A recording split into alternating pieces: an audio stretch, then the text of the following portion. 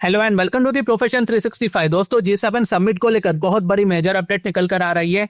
G7 यानी group of 7 जो दुनिया की सबसे बड़ी इकोनॉमिक्स का एक ग्रुप है।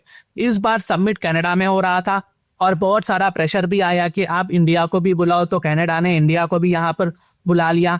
लोगों को लगा था कि इंडिया यहाँ पर नहीं आएंगे, पीएम मोदी जी इस समिट को अटेंड नहीं करेंगे, लेकिन at the end PM Modi ji ने कनाडा को विजिट किया, वहां पर समिट को अटेंड कर रहे हैं। लेकिन यहाँ पर ना सबसे बड़ा मुद्दा पीएम मोदी का नहीं था, सबसे बड़ा मुद्दा ट्रम्प बन चुके थे समिट में। जी हाँ, डोनाल्ड ट्रम्प जो अमेरिकन प्रेसिडेंट है, उन्होंने G7 समिट के बीच में ये स्टेटमेंट दे दी कि G7 को एक्सपैंड कर देना चाहिए।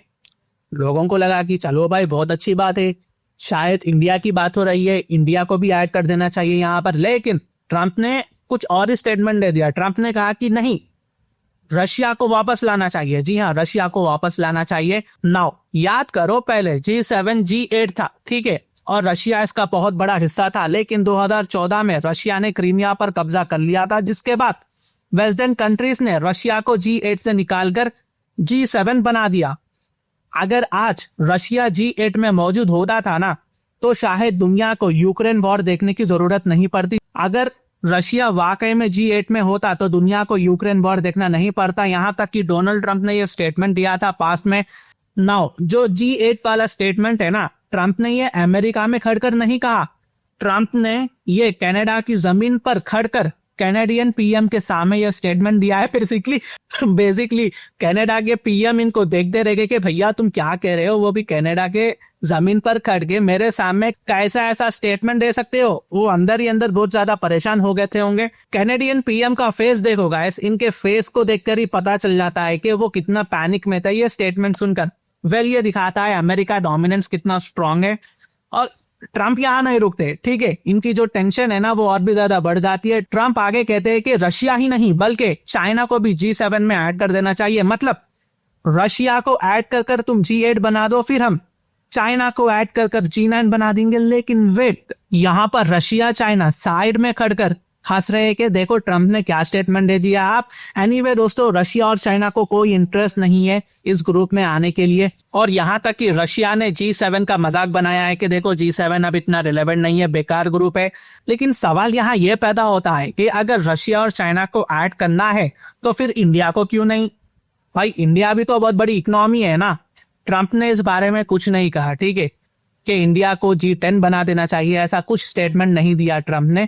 इसका मतलब ये है कि यहाँ पर इंडिया को एक प्रॉपर आइडिया मिल गया है। अमेरिका की फॉरेन पॉलिसी बहुत अनप्रेडिक्टेबल है।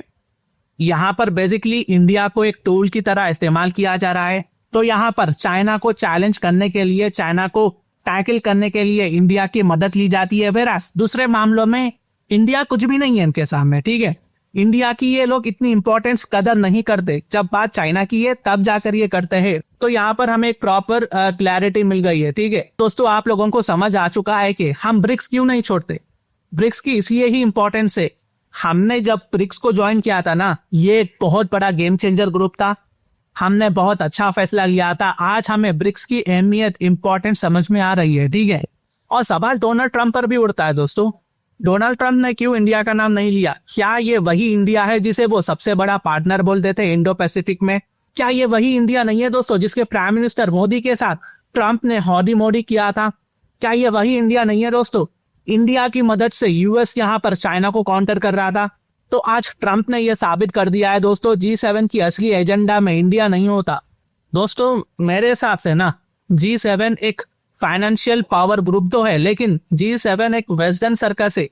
यहाँ पर इंडिया को सिर्फ गेस्ट अपीयरेंस के लिए बुलाया जाता है कि देखो इंडिया हमारे साथ खड़ा है, ताकि रशिया और चाइना को बता सके कि देखो भैया हमारे पास तुम्हारा पार्टनर है।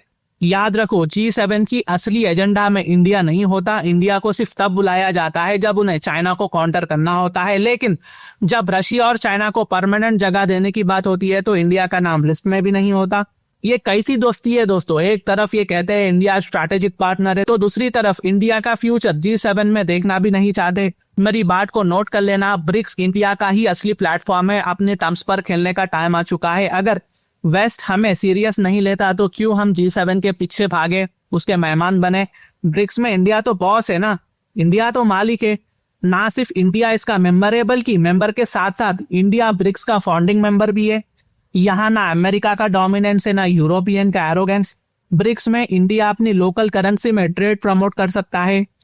इंडिया ईरान रशिया जैसे पार्टनर्स के साथ इंडिपेंडेंट रिलेशंस बिल्डअप कर सकता है। एक टाइम पर हम ईरान के साथ कच्चा तेल परचेस किया करते थे, यूएस की वजह से हमें खामोश बैठना पड़ा।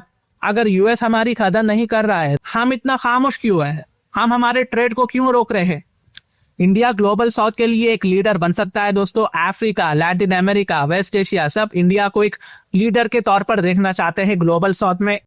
मैं अलग से कहना चाहूंगा कि इंडिया ने जो स्टेप उठाया है ना, कि हमारे डिफेंस मिनिस्टर राजनाथ सिंह साहब एससीओ समिट में जाने वाले हैं, ये एक बहुत बड़ा डिसीजन है दोस्तों। यहाँ पर अब हमको एक प्रॉपर क्लैरिटी मिल चुकी है, एक प्रॉपर आइडिया मिल चुका है कि हाँ भाई, हमने ये डिसीजन सही लिया, हमें एससीओ समिट में जाने का एक अच्छा कदम उठाया है, पॉजिटिव कदम उठाया है। तो दोस्तों, हमें ना यहाँ पर चाइना के साथ बैठकर लॉन्ग टर्म प्लानिंग करना होगा।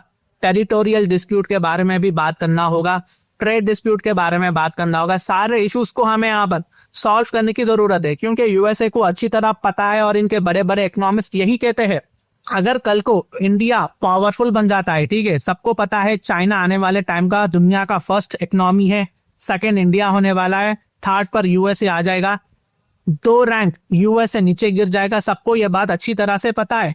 तो इंडिया और चाइना को चाहिए कि हम फ्यूचर को देखते हुए आज टेबल पर बैठकर, कुर्सी पर बैठकर सब इश्यूज को रिजॉल्व करें। हम चाइना पे भरोसा नहीं कर रहे, ठीक है, चाइना के साथ हम नेगोशिएट करने की कोशिश कर रहे हैं कि जितना हो सके हमारे बीच का जो फर्क है, डिस्टेंस है, वो खत्म हो जाए। हम दोबारा से हमारे डिप्लोमेटिक टाइज को रिस्टार्ट करें और इससे रशिया, ईरान जैसे देशों को बहुत ज्यादा फायदा होने वाला है।